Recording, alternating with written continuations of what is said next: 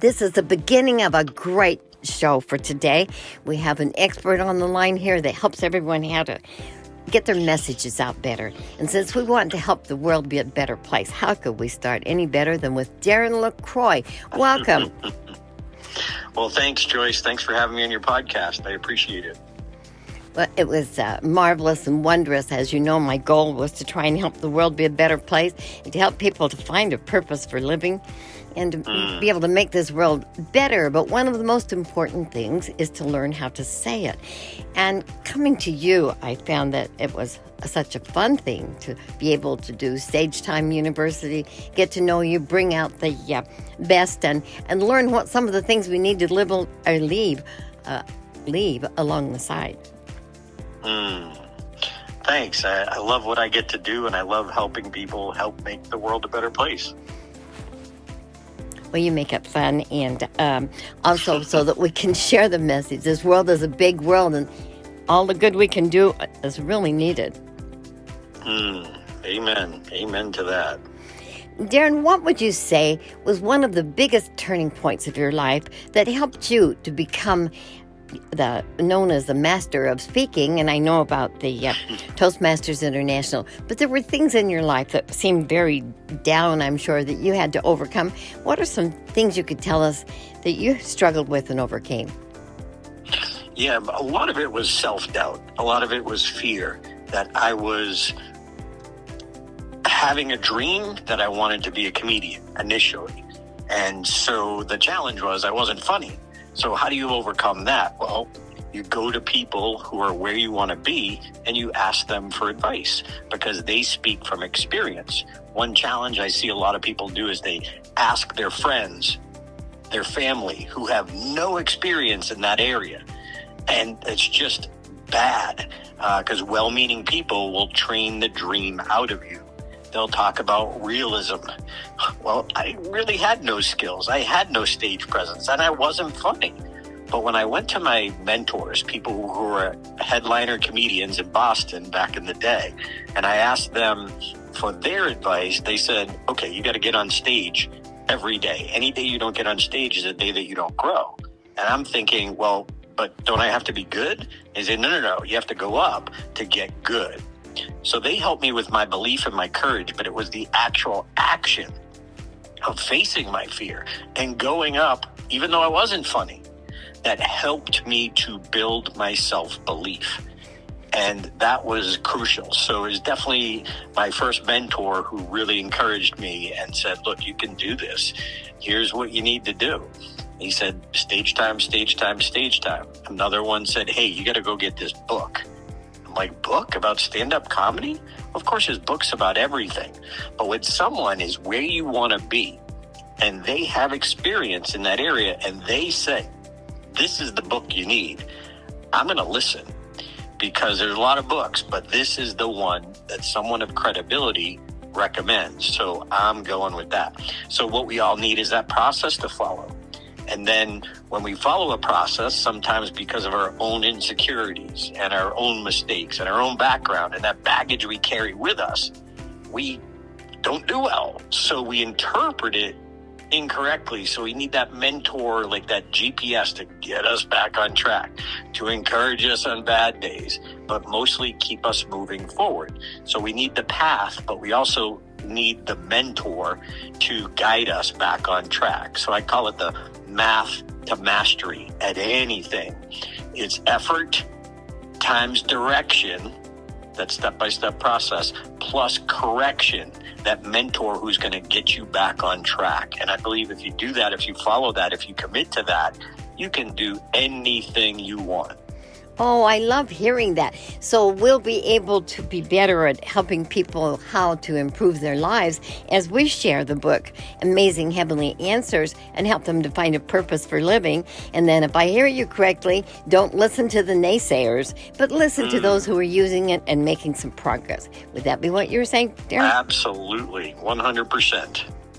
Well, that sounds really good, and I appreciate that because that's needed with us right now as we're going out and facing the world and helping people try to find reasons for living and helping them to keep on keeping on. And so any words that you would be able to guide us for that you would add to it would certainly be appreciated. Well, sometimes I think we think it's going to be easier, once we commit, we have that purpose. But it's even biblical. It says you will have challenges. And so if we can take that challenge and just realize, okay, this is a test. This is a test to see how serious I am, how committed I am. So all of life is basically a test then. That's what you're telling us, right? Amen. Amen. So we really need to keep going. We need to realize that there's a breakthrough coming, whether it's 10 minutes away or 10 days away. It's there. It's coming. But if you stop, we usually stop just short of that breakthrough. When we get a breakthrough, it gives us courage, it gives us passion, it gives us momentum to where we want to go. We shouldn't make our goal to be the end goal. We should make our goal to get momentum and make our goal that next breakthrough. And that's going to catapult you forward for a little while until we focus on that next breakthrough. That's really good advice. I appreciate hearing that, and I'm sure that we'll add that to the what we're doing with people now on the website and also with the personal encouragement. Excellent. Do you have some other tips for us at how we can maybe get the message out? I know that a lot of nonprofits are getting their message out, and others are having difficulty getting the message out. How would you help? Do you have some ideas how to help people to know that as they give, so shall they receive? So as they help someone else and they're helping themselves, they all benefit. I think one of the big things when I've helped people who are like CEOs of nonprofits, it's how do you tell that story of the nonprofit? How do you tell that story? Because that's going to be the difference as to whether people donate, even if it's a fundraiser, it's the story that is the key to growing that business. So how good are we at telling that story? When we tell that story, do people want to hear more? Do people want to come to our aid? They want to come to our side? Do they want to help us? Do they open their wallets and give to us? Do they tell their friends about us? If you're telling your business story or your nonprofit story or your fundraising story and you're not getting that kind of response, you just need to fix the story. We need to have the story so they want to help. Is that what you're saying? Yeah, absolutely. And usually, like one nonprofit that I worked with, their CEO, there was a story that they told their fundraisers. And it was a place who helped abused and battered women and children. And so they had a story about one of the people that they had helped. And it was good. But I showed the CEO a few tweaks to make in the story to make it more emotional. Emotion makes us move. So if our stories don't have that goal of eliciting emotion, we need to make that the goal. So it makes people feel something. If they feel something, they're more likely to want to help us. And every story has that element. When I was working on my world championship speech, I told the story of how I went home to tell my mom and dad I wanted to be a comedian. I had this new dream. And I told it in the past tense. I told it in narration. And my coach, Mark Brown, helped me take that same story and bring it into the present tense, to bring the audience into the scene, to actually hear the dialogue between my mom and dad and me. How they felt, how I felt when I walked in the room, how I felt when they were shocked, and showing that shift in emotion. A great story, the main character's emotion shifts. A transformation happens in a good story. So are we showing the before and the after? Just like those commercials we see in January for weight loss and workout, you see before and after. Well, it's powerful. Well, what about the people that we help with our nonprofit? How can we tell the story of some of the people we've helped so other people want to help us help more people? I think that's excellent. And if we can, I'd like to set up some time to work with you a little bit about that, because we certainly are doing that too, of working with traumatized and traumatic, stressed, and depressed youth, especially. And so I'm sure that there's ways that we could make that just a little more effective to get that story out right now. Sure. Absolutely. Oh, I'm A so lot of people appreciative you don't know what calling. to look for, you know? I'm so appreciative of you calling in because when I've talked to people, how do we find the right words? It's been interesting. In addition to having had the fabulous experience with you over the years, they've said, call Darren LaCroix. Call Darren LaCroix. Nice. Well, thank you. I appreciate that. I love what I get to do and love the effect it has on people. Well, I appreciate the way that you always make anytime we're around you better for all of us around, and it's been really great, and looking forward to talking with you a little more then if I can, Darren, and we'll get that story up there so that people do want to help, because other people helping other people make a big difference, and I would really enjoy that if we could maybe help make the story a little more interesting. For sure. Always a powerful way to, help build a business, help raise funds for a fundraiser. It goes down to that story. And some people know how to tell a story, and sometimes we're so close to our own story, we miss some of those critical elements that really can make a difference. So, for example, one of the things I told it in the past tense, it was narration. Well, if we can bring it to the present tense and it turned the narration into dialogue, that's huge. When we hear people speaking, not telling us about something that happened in the past, but bring us to the moment so they can witness the story firsthand, like they were standing there in the room, that makes it so much more powerful. Oh, that sounds interesting. Do you have a hint as to how to do that?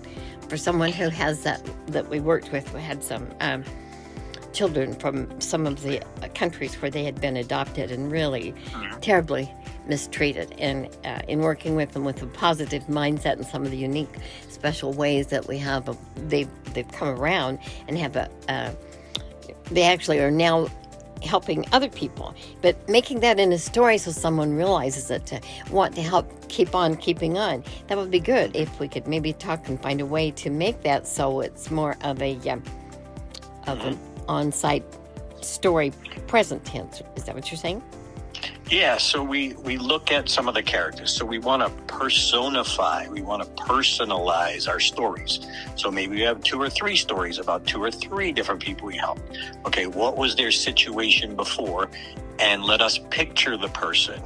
They were sad. They always wore a frown and had tattered clothes. Like, get us a description of them, of a visual and of a physical appearance, so we can picture the characters.